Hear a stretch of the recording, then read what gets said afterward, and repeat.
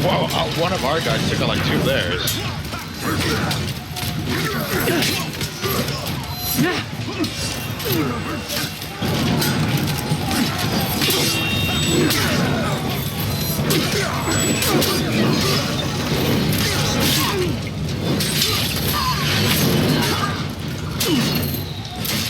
Vio con Dios. Oh, wait, that's Spanish, not Japanese.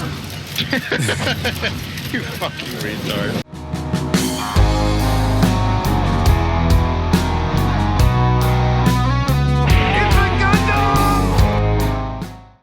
I'm late as all get up and go on this, but I figure better late than never. A while ago, as many of you may have remembered and saw the bombardment of advertising for For Honor's Alpha, everyone from Angry Joe to GameSpot, etc. was doing For Honor streams and so on and so forth. I was one of the lucky few that got to be a part of this alpha, and I'm glad I did. For Honor originally, as a concept, I noticed and thought to myself, I like the idea of For Honor, but can a company like Ubisoft pull it off without it becoming another one of those games you have high hopes for, but it turns out to be kind of ass, like the launch of Rainbow Six Siege? It just progressively got worse by each patch. And by the time Ubisoft finally got their act together and realized maybe we need to permanently ban cheaters and fix some of the crazy mechanics that are so wrong with this game, most of the people who played the game originally at launch no longer cared, myself included. And the funny thing was, I got the game for free, and I still just couldn't be asked to play it after so many horrible experiences. For Honor has come out, and it has a very, very, very similar design choice in the sense of it's a lot like Siege, except with medieval knights in shoguns, samurais, etc., Vikings, and so forth. The game does give an ability to customize your favorite character to your own personal liking, and much like Siege, once the match begins, you pick your character and you're stuck with it. But unlike Siege, death doesn't mean you have to sit out the entire round, which can be painstaking, and also can create a lot of animosity between teammates. By simply yelling at your teammate and telling them which way to look really screws up the natural flow of the game for that person. You know, I don't know about you, but personally I can only handle so many voices in my head, and the 4 I have already are enough indeed.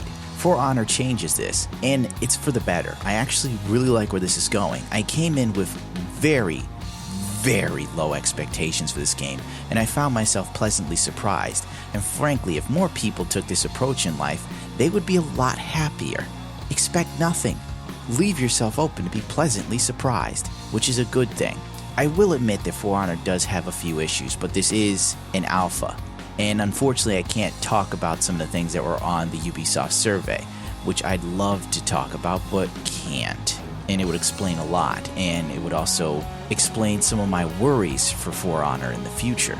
But my point being, currently, there are some issues. Like, I personally found For Honor easier to use with a controller versus mouse and keyboard. I know, it's a little crazy, but since I didn't create a custom profile for Honor, since it wasn't like registered with all my game software crap and I had to put it in manually, it's a bit of a pain in the dick hole, and I'd have to sit and figure out exactly what is the best DPI for this game.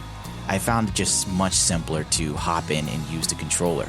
It gave me a far better control of my character, ironically. But for what I traded for better control and defense, I lost in quickly changing my attack stances, which kinda sucked dick, but what are you gonna do? For Honor is a game that's easy to pick up, and it definitely seems like it's gonna be hard as hell to master. There are so many interesting combos in this game. My only gripe is the combo videos that they have up to teach you how to do certain moves don't explain in greater detail for you to better understand and get a grasp of. I mean, they expect you to already have a very good base knowledge of your character and how to do feints and so on before you can go into the more complicated combos. For Honor can be extremely rewarding for someone willing to dedicate that time needed to truly master the subtle nuances of each character or their favorite character to become a great duelist. But as some of the greatest samurai warriors once said, I think it was Miyamoto Musashi, I believe he said, even the greatest warrior can be slain in a battle. And this is true, because For Honor's battles are chaotic. And honestly, for a game with the title honor in it, there is no honor to be had in this game. You could literally be dueling an enemy one-on-one. In the second the tide turns against the enemy player, they just make a run for it. They just beeline and run away from battle to save their miserable hide. Like, there is no running from a duel as a knight or a samurai, you butt plug. But no, most assholes in For Honor will immediately run until their teammates show up, and then they turn around and go back on the attack. Also, backstabbing is huge in For Honor. Frankly, if you are dueling someone, it helps to be truly cognizant of the battlefield around you, because if you are not, then you're most likely going to be stabbed in the back. Now, there are some interesting game mechanics that lead to you being able to combat this very real problem that you could face in the game. There are sort of like special abilities your character can call on to boost their strength and morale and the edge on a 3-on-1 fight.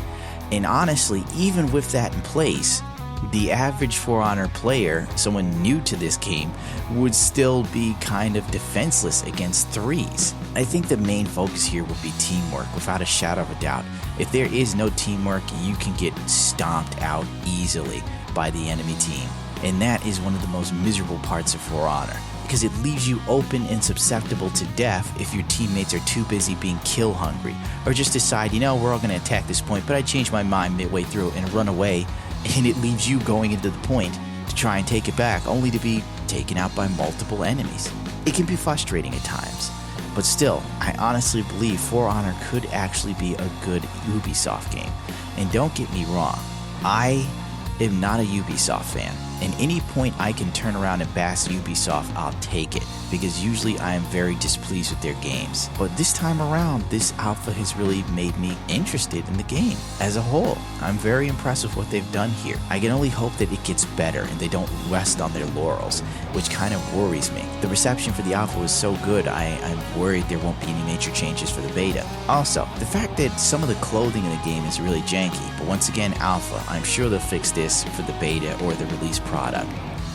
So most of my gripes probably won't be founded. I will say that leveling up isn't that hard, but collecting gold is. Like, seriously, just to collect 50 gold can be painstaking. Even if you win a match, sometimes the highest payout you get is 5 gold. And to buy a random loot box, if you will, or loot crate, whatever you want to call it, it's 500 gold. Where the hell are you going to get that? Oh, the daily challenges, which in and of themselves currently weren't working for me in the alpha. I found myself attempting the daily challenge, completing it, and not being rewarded. And it's just like, oh, this sucks dick. Great. I really wanted to buy something for my Konoichi, or whatever the hell that character was called. Overall, my basic consensus for Honor, the alpha at least, is if you didn't get a chance to play the alpha and the beta does come out, I really want you to give it a shot, because you might just possibly like it. If you are interested in, swordplay, medieval warfare, samurais, Vikings, knights, so on and so forth, very Knights Templar the knights come off as, then I think this is worth a shot, really. If the beta comes, check the beta and see if you like it. That's pretty much all I'm going to say here, or all I'm hoping to accomplish, is to get you just interested in For Honor enough to check out the open beta when it hits. That's all. Oh, by the way, the Raider Viking, he's totally OP. Like, he's got the highest win rate out of all the characters. That's why most people pick him. So there will need to be some balancing issues, I think, because he's the only heavy hitter that feels like a heavy hitter, whereas to all the rest of the heavy hitters feel kind of like normal characters. And Konoichi needs a great deal of skill to work with in order to be a viable character when you're alone. Oh well, that's gonna do it for me, because I feel like I'm now just talking in circles. Don't forget to rate, comment, subscribe, and thank you as always for tuning into my channel.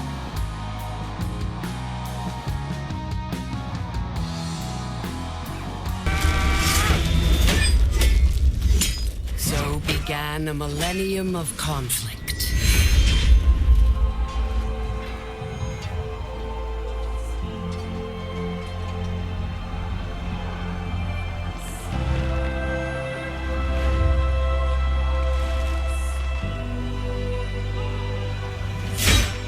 A 1,000 years of war.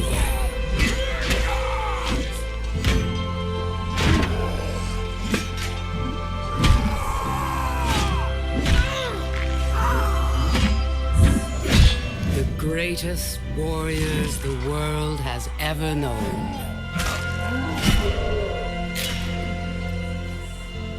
The reason they fight, lost to the ages.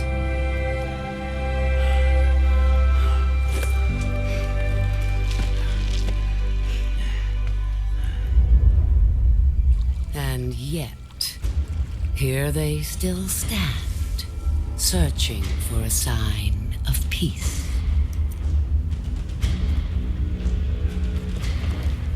I will show them.